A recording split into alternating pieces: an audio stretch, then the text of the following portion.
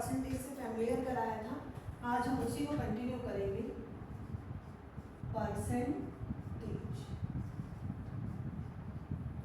तो इसे हम दो पार्ट में डिवाइड करते हैं और दो प्रकार के क्वेश्चन या 2 टाइप्स के क्वेश्चन को कंप्लीट करते हैं। तो फर्स्ट आएगा हमारा कमी पे आधारित प्रश्न। पहला जो हमारा रहेगा वो प्रतिशत में कमी पे आधारित, मतलब प्रतिशत में कमी, और दूसरा जो टाइप है वो है प्रतिशत में वृद्धि, प्रतिशत में वृद्धि से Hello viewers, we are in target classes and without wasting any time, let's start our topic, that is percentage. मैंने आपको लास्ट क्लास में परसेंटेज से रिलेटेड सारी चीज़ें समझा दिया था। हम फर्दर इसके आगे जाएंगे और अब हम देखेंगे कि किस तरीके से हम पिछली वीडियो की चीज़ों को यूटिलाइज करके क्वेश्चन सॉल्व कर सकते हैं। तो प्रतिशत में कमी से आधारित प्रश्न मैंने कल आपको 2 कराए थे, आज हम उसी को आगे बढ़ाते हुए देखते हैं। प्रश्न है, 2 व्यक्ति हैं रहीम और करीम। रहीम और करीम 2 व्यक्ति हैं। प्रश्न कह रहा है कि रहीम जो है वो करीम से, अगर हम इन दोनों की क्या कंपैरिजन कर रहे हैं, हाइट, और क्वेश्चन में कह रहा है कि जो रहीम है वो करीम से 50% कम है। क्या ऊंचाई उसकी उससे 50% कम है। कौन? रहीम करीम से 50% ऊंचाई में कम है। तो हमें बताना है, हमें क्या बताना है कि how much Karim height in percentage more than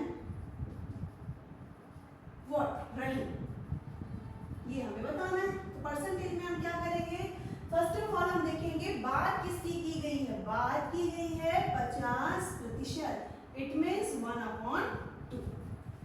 तो कह रहा है रहीम की जो हाइट है वो करीम की हाइट से, तो मैं आपको फिर से बता दूं, से का मतलब होगा कि जिस व्यक्ति से कंपैरिजन शुरू होता है वो नीचे वाला हिस्सा होता है। तो हम लिखते हैं रहीम, यहाँ लिखते हैं करीम। हम मान लेते हैं अगर रहीम की हाइट 2 होगी तो करीम उससे उसका 1 कम होगा। तो 1 कम होकर रहीम की कितनी हो जाएगी? 1 हो जाएगी।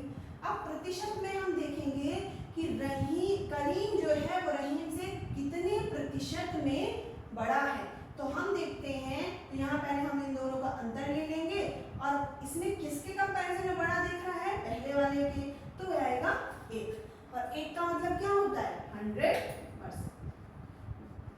इसका मतलब क्या हुआ कि जो रहीम है, रहीम करीम की हाइट से कितना छोटा है? 50% कम है, लेकिन करीम रहीम से कितना बड़ा है? 100% बड़ा है। तो इस तरीके से प्रतिशत में कमी का प्रश्न हम सॉल्व करते हैं। दूसरी तरफ हम देखते हैं प्रतिशत में वृद्धि। अब इसमें हम लेते हैं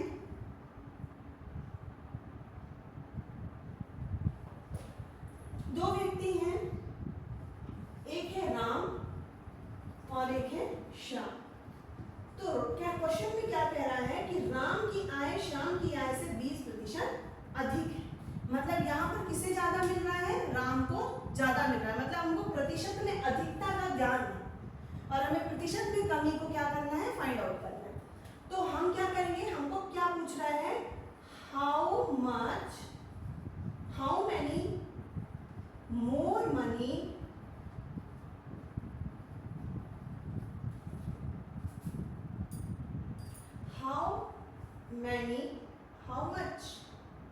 how many less amount of money in percentage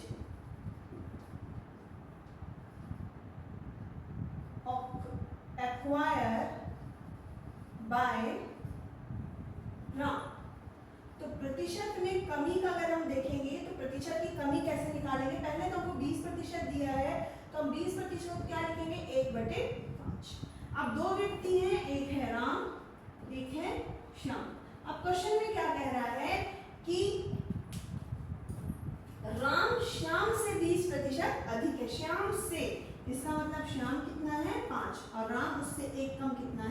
4। अब प्रतिशत में बढ़ोतरी का क्वेश्चन अपन को दिया हुआ है, कमी निकालना है। पहले तो हम इन दोनों को हटा देंगे, तो 5 में 4 गया, कितना बचा, 1 बचा। अब किसके कंपैरिजन में हमें कमी निकालना है, तो कमी हम निकालेंगे श्याम के कंपैरिजन में। यहाँ पर क्या पूछ रहा है कि राम श्याम से 20% अधिक पाता है, 20% अधिक। तो हाँ, यहाँ ध्यान दीजिए, क्या कह रहा है क्वेश्चन में, राम श्याम से 20% अधिक। अब ये अधिक और कमी में अंतर कहाँ आता है, जैसे हमने यहाँ पर श्याम का 5 ले लिया, तो राम उससे 20% अधिक पाता है, मतलब यदि श्याम 5 पाता है तो उसमें 1 जोड़ के राम कितना पाएगा, 6 पाएगा। फिर यहाँ आते हैं, यहाँ हमने क्या किया था, अगर हमें एक व्यक्ति का मिलता था और दूसरे व्यक्ति की प्रतिशत में कमी दी होती थी, तो हम क्या करते थे कि इसे जो भी ये वैल्यू होती थी उसमें से इसको हटा देते थे। आपको शॉर्ट में बताती हूँ, एसपी क्या होता है, सेटलमेंट, और सीपी क्या होता है, कॉस्ट। तो आपको एक चीज बता दूं, जब हम प्रॉफिट परसेंट निकालते हैं तो प्रॉफिट परसेंट क्या होता है, आपका लाभ, कि आपको कितना प्रॉफिट हो रहा है, और अपॉन में हमेशा आपका आता है सीपी, और इनटू में क्या आता है, 100 आता है। अब प्रॉफिट का मतलब क्या होता है, प्रॉफिट का मतलब होता है एसपी माइनस सीपी। इसका मतलब क्या समझ में आया कि नीचे हमेशा क्या आता है, कॉस्ट प्राइस आता है।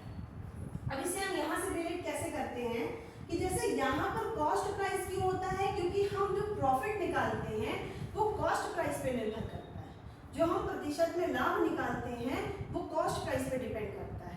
क्योंकि कैसे, यदि हमने कोई सामान कम रेट में खरीदा और ज्यादा रेट में बेच दिया तो हमें क्या मिलेगा, प्रॉफिट। यदि हमने किसी वस्तु को ज्यादा रेट में खरीदा, मतलब वो हमको पड़ा कॉस्ट प्राइस, और फिर हमने उसको सेल क्या किया, कम रेट पे किया, तो हमें क्या हो जाता है, लॉस हो जाता है। तो लॉस या प्रॉफिट हम किससे कंपेयर करते हैं, हम कॉस्ट प्राइस से करते हैं।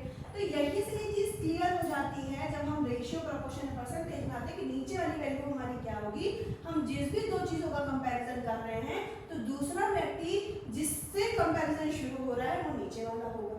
अब इसमें कमी हो रही है, इतने प्रतिशत की कमी, तो हम मान लेते हैं कि नीचे वाला इतना है, इसमें इतनी कमी होगी, ठीक है। यदि यहाँ पर इसका मतलब क्या हो गया, ये हो गई क्या, कमी, तो हमने इसमें घटा दिया, ये आ गया हमारा किसका, रहीम का। लेकिन जब प्रतिशत में अधिकता की बात होती है तो यहाँ पर नीचे वाली वैल्यू तो 5 आ गई, लेकिन उसमें 20% अधिक है ना। अधिक का मतलब क्या हो गया, अगर ये 5 है तो उसमें 1 जोड़कर कितना होगा, 6। तो कमी निकालना है तो पहले तो हम दोनों का अंतर निकालेंगे, और कमी किसके आधार पे होगी, श्याम में कितना श्याम कम आ रहा है, कम आ रहा है। कम मतलब शुरुआत हो रही है राम से, तो ये आएगा 1/6, और 1/6 का मतलब क्या होता है, तो हम प्रीवियस में किए थे, क्या समझ में आया था हमको, इससे हमें करना पड़ेगा 100 से मल्टीप्लाई। वैसे हम याद भी कर सकते हैं, 6 बन गया 6, 4 बचेगा, फिर आपका कितना आया, 40 आया, 6 6 36, और यहाँ पर कितना बचा, 4/6, तो दैट इज आएगा 16, 2/3% की क्या होगी, कमी। तो ये दो कॉन्सेप्ट आपके लिए बहुत ज़्यादा इंपॉर्टेंट है, मैंने लास्ट लेक्चर में भी किया था, अभी भी मैं आपको बता रही हूँ कि जब हम प्रतिशत में कमी के आधारित प्रश्न करते हैं तो हमें यहाँ पर पकड़ना होता है कि जो भी प्रतिशत दिया है, पहला स्टेप है उसे फ्रैक्शन में बदलिए। फ्रैक्शन में बदलने के बाद जिससे कंपैरिजन, से वर्ड जहाँ यूज होता है, जिससे कंपैरिजन, उसको आप नीचे वाला लीजिए। कमी है तो उसमें से ऊपर जितनी भी संख्या दी है उसको घटा के दूसरे की वैल्यू आप यूज करें, चाहे वो उसकी इनकम दी हो, चाहे वो उसकी हाइट दी हो, या किसी प्रकार का कोई भी क्वांटिटी आपको दी हो, तो उसको कंपैरिजन करने के लिए आपको ये चीजें करनी पड़ेगी, और उसके बाद फर्दर हम अपना कॉन्सेप्ट लगा सकते हैं। सिमिलरली अगर किसी चीज की अधिकता की बात होती है तो वहां पर हमें क्या करना है, ये नीचे वाली वैल्यू वो होगी जिससे कंपैरिजन शुरू हो रहा है, और इसके बाद जो ऊपर वाली वैल्यू है वो हम उस पर क्या कर देंगे, ऐड कर देंगे। अब ये मैंने आपको समझा दिया।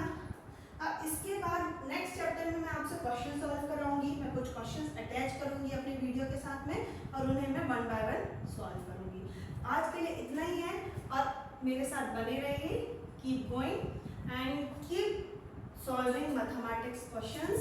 एंड अभी तो ये शुरुआत है, बहुत दूर तक जाना है, तो मेरे साथ बने रहिए, और प्लीज़ मेरे चैनल को लाइक करिए, कमेंट करिए